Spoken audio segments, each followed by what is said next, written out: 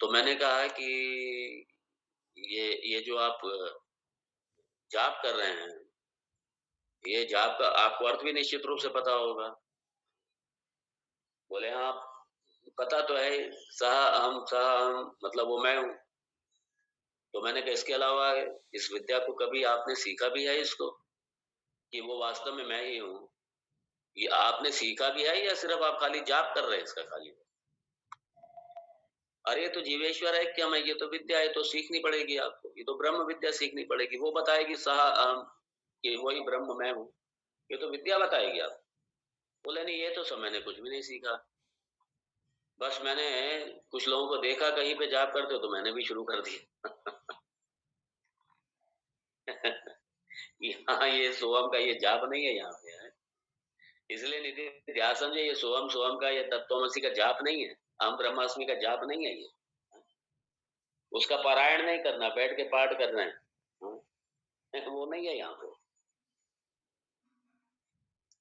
इसलिए ना तो यहाँ जाप है, ना पारायण है, ना ध्यान है। ध्यान भी नहीं है, ध्यान दीजिए। मतलब ध्यान मतलब सगुण ध्यान। ना यह सगुण ध्यान है, ना कोई जाप है, ना कोई पारायण है, निधिध्यासन। निधिध्यासन इन सबसे अलग अपने स्वरूप में अवस्थित रहना। जब ये स्पष्ट हो जाए कि अहम ब्रह्मास्मि, मैं ही ब्रह्म हूँ और ये जगत भी मेरे से अलग नहीं है, जगत की सत्ता मैं ही हूँ चूंकि, और जगत सत रूप से मैं ही हूँ, इसलिए जगत ब्रह्म और ये जीव ये तीनों मैं ही हूँ। तीनों ये त्रिपुटी मैं ही हूँ, मेरे अलावा कुछ नहीं। और ब्रह्म भी जो ब्रह्म है वही मैं हूँ। जब ये स्पष्टता आ जाए और इस स्वरूप में अवस्थित रहना, ये निधिध्यासन। तो भगवान उसी के लिए कह रहे हैं यहाँ पे।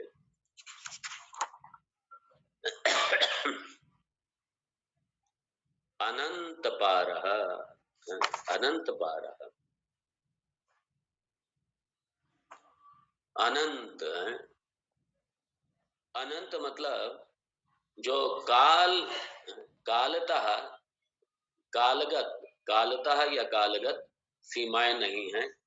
और पारम मतलब स्पेस, आकाशता सीमाएं नहीं है।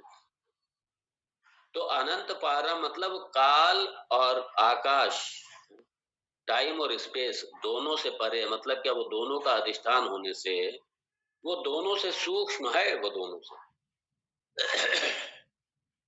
तो वो काल से और देश से, काल से और आकाश से वो बंधा हुआ नहीं है।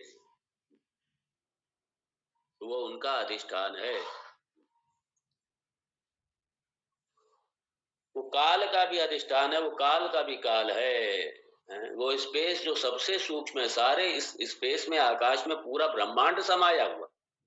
और ये जो आकाश जिसमें सारा ब्रह्मांड समाया है, ये आकाश उसी चेतन तत्व में, उसी ब्रह्म तत्व में ये समाया हुआ।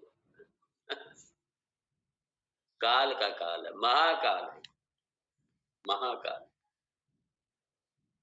देखिए निद्रा की, आप निद्रा के अपने अनुभव को लाइए।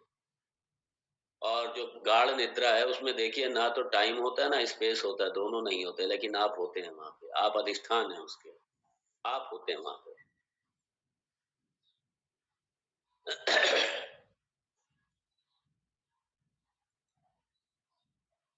तो इसलिए देश काल अतीतः, देश काल से परे, देश काल का अधिष्ठान। बहुत अब यहाँ पे भी एक कंफ्यूजन है। जब कहते हैं ना देश काल से परे, तो परे मतलब लोग ये समझते हैं उससे अलग, उससे अलग मतलब कहीं बैठा हुआ है। तो आप कल्पना करें कि वो आकाश, आकाश में फिर ऊपर इतने सारे लोग हैं, फिर लोग समाप्त हो जाएंगे, फिर वो आकाश, फिर वो सबसे परे आकाश के परे। आदमी कल्पना करने लगता है। ये इमेजिनेशन नहीं है भाई, ये टीचिंग ट्रेडिशन है। इसमें बड़े, जैसे आप हाथ में आपका आंवला रखा है, आमल का वत, उस तरीके से इस ब्रह्म को देखना, उस तरीके से ब्रह्म को देखना मतलब ज्ञान चक्षु से समझना। तो ये नहीं है कि ऊपर कहीं आकाश खत्म हो जाएगा फिर आकाश के ऊपर ब्रह्म कहीं बैठा होगा, ऐसा मत समझिए। तो परे का मतलब अधिष्ठान। जैसे मान लीजिए, जैसे सामने कुर्स लकड़ी की मेज रखी है, तो अगर ये कहा जाए कि जो लकड़ी है वो मेज से परे है, तो ये नहीं कि मेज यहाँ बैठी है, लकड़ी कहीं परे बैठी हुई है। इसका मतलब है जैसे जैसे लकड़ी मेज का अधिष्ठान है, ऐसे ही जो ब्रह्म है वो जगत इसका देश का और काल का, टाइम और स्पेस दोनों का अधिष्ठान है। अर्थात ब्रह्म के अतिरिक्त कुछ नहीं है। टाइम जो है, जो टाइम, वो भी अंततः ब्रह्म ही है। अंत में ब्रह्म तत्व ही रहता, बाकी सब बाधित हो जाते हैं, इसलिए सब मिथ्या है सब।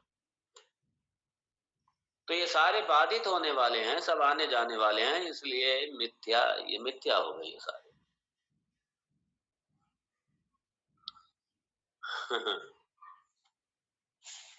तो क्योंकि ध्यान देना, ये सारा, कहीं ये सारा जो आपने तत्व का निरूपण है ना, कहीं ये जगत में अज्ञानियों के सामने मत करने रखना, वो समझ ही नहीं पाएंगे। जैसे अब क्योंकि आर्य समाज वगैरह उसमें वेदांत ये विद्या ही नहीं है, ब्रह्म विद्या नहीं है उसमें। तो एक बार परम पूज्य, बड़ी श्रद्धा से स्मरण करूंगा, सनातन धर्म के लिए बहुत बड़ा योगदान है उनका। ठीक है, वेदांती नहीं है तो क्या हो गया, अद्वैती नहीं है तो क्या हो गया, लेकिन उनका बहुत बड़ा सहयोग है, कंट्रीब्यूशन है उनका सनातन धर्म के लिए। आर्य समाज के हैं, आर्य समाज के संस्थापक हमारे पूज्य स्वामी श्री दयानंद जी सरस्वती महाराज, ये गए थे काशी में शास्त्रार्थ करने, और अद्वैती वेदांती के पास पहुंच गए। अब चूंकि हम ब्रह्मास्मि, वो चक्कर क्या है ना, ये देह में अहम बुद्धि, देह में मैं बुद्धि, और आर्य समाज में देह सत्य है, ये जगत भी सत्य है, जीव भी सत्य है, और ईश्वर भी सत्य, तीन सत्ता है वहां पे। तो अब उन्होंने एक झापड़ मारा, उसके थप्पड़ लगाया उसके, तू कहता है हम ब्रह्मास्मि, बुलाए अपने ब्रह्म को, बचा ले तुझे आकर। अब वो समझ ही नहीं पाते हम ब्रह्मास्मि, ये देह की उपाधि से नहीं कह रहे, ये उपाधियों का जहां पे, ये सारी उपाधियों का जो अधिष्ठान है, जो अहम तत्व, जो ब्रह्म तत्व है, उस दृष्टि से कह रहे हैं हम ब्रह्मास्मि। तो अब ये दृष्टि तो है नहीं, तो इसलिए ये जो विजन है, ये वेदांत का विजन ये नहीं कि ये, अब चूंकि ये इस दृष्टि को लेकर के फिर अज्ञानियों के बीच में भी जाओ, और अब उनके पास ये दृष्टि नहीं, और वहां पे कहो हम ब्रह्मास्मि, तो नहीं चलेगा। ये चूंकि ये ब्रह्म ज्ञान, ये मेरे लिए पहली बात, हाँ ठीक है, अगर कोई जिज्ञासु है सामने, कोई पिपासु है इस विद्या का, कुछ जानना चाहता है, तो उससे मुंह खोल दीजिए, वरना नहीं, वरना चर्चा ही करना बेकार है, तो अपना टाइम वेस्ट है वरना।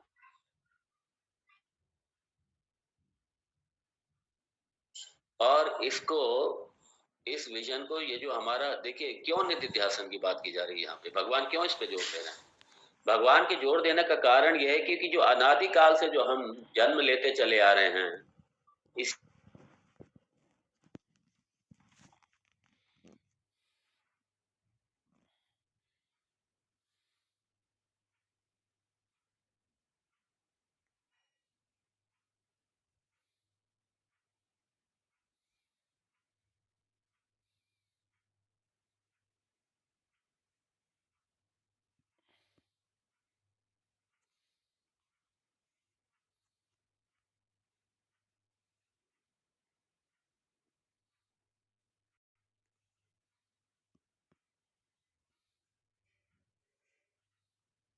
जी रहा है, तो उसको उसको एकदम से, उसके निष्कर्ष एकदम से समाप्त हो जाएंगे, ऐसा नहीं।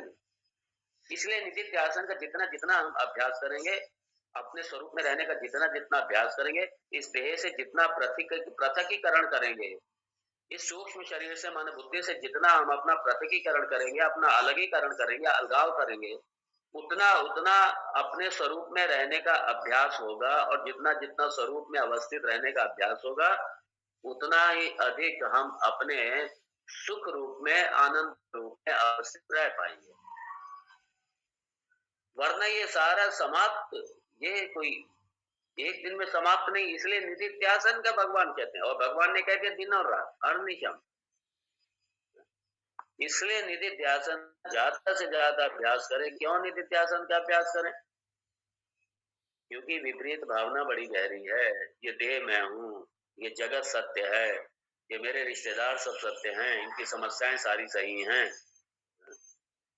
ये बार बार ये परेशान करेगा। बुद्धि बार बार, अपना मन बार बार इस जगत में आएगा, बार बार इस जगत में आएगा। और क्योंकि अनादिकाल से ये सारा मैं करता चला आ रहा हूँ, इसलिए एक बार में ये समाप्त होने वाला नहीं। इसलिए अभ्यास आहर निशम, इसका बार बार खूब अभ्यास करो। इसका अपने स्वरूप में अवस्थित रहने का ज्यादा से ज्यादा अभ्यास कीजिए,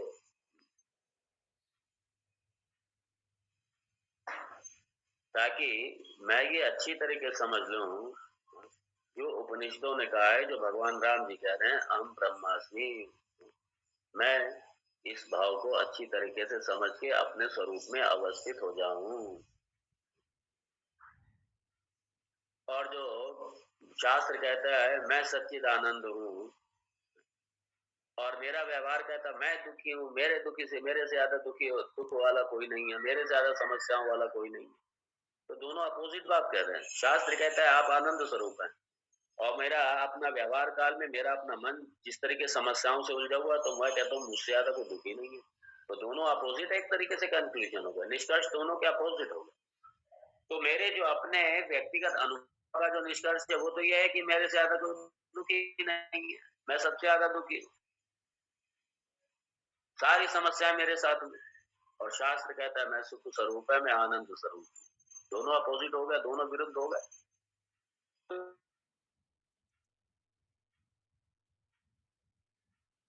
भाव है ये मेरा आज का नहीं है, अनादिकाल से चला रहा है कि मैं दुख स्वरूप हूँ।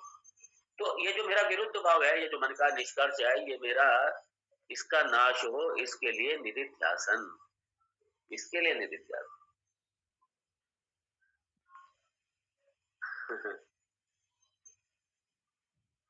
और इसलिए अपने जीवन काल में, अपने व्यवहार काल में इस ज्ञान के साथ में व्यवहार करना, इस साक्षी भाव में रह करके व्यवहार करना, अर्थात बिल्कुल भी विचलित न होते हुए, मन की अवस्थाओं को साक्षी भाव से एक दृष्टा की तरह देखते हुए, इन समस्याओं से पूरी तरीके पृथक अपने आप को मान के, अहम सच्चिदानंद, मैं सच्चिदानंद हूँ, इस रूप में अवस्थित रहते हुए, अपने स्वरूप में अवस्थित रहते हुए, जब हम ये सारा जीवन बाकी का जो जिएंगे, इसलिए वेदांत के जो साधक हैं, जो भी हो इस विद्या में, इसलिए संसार व्यवहार कम से कम इस जगत का एक्सपोजर, कम से कम इधर उधर जाना, कम से कम अपने कम से कम अपना संग्रह, कम से कम इधर उधर व्यवहार का, ये कम से कम होगा, तभी हम ज्यादा से ज्यादा अपने स्वरूप में अवस्थित रह के अपने आनंद स्वरूप में रह पाएंगे। इसलिए भगवान यहाँ पे ये ज्ञान निष्ठा, ज्ञान तो हो गया, अब ज्ञान उसमें मुझे निष्ठा लानी है, ज्ञान निष्ठ होना है, मुझे ब्रह्मनिष्ठ होना है, ज्ञान निष्ठ होना है, अपने ज्ञान में अवस्थित होना है, रहना है। इसके लिए ज्यादा से ज्यादा निधिध्यासन, ज्यादा से ज्यादा निधिध्यासन। भगवान अब इसी को और आगे बढ़ना है। आइए देखें अगला श्लोक, श्लोक संख्या 45। एवं सदात्मानम् अखण्डितात्मना विचारमाणस्य विशुद्ध भावना अन्यादविद्यामचिरेण कारकैः रसायनं यद्वत् उपासितं रुजः। भगवान क्यों यहाँ निधिध्यासन की महत्ता बता रहे हैं। यहाँ भगवान महत्ता बता रहे हैं, और क्या महत्ता बता रहे हैं, बड़ा दृष्टांत अच्छा दिया भगवान जी ने, कि जैसे रसायनम, जैसे औषधि, तो जैसे औषधि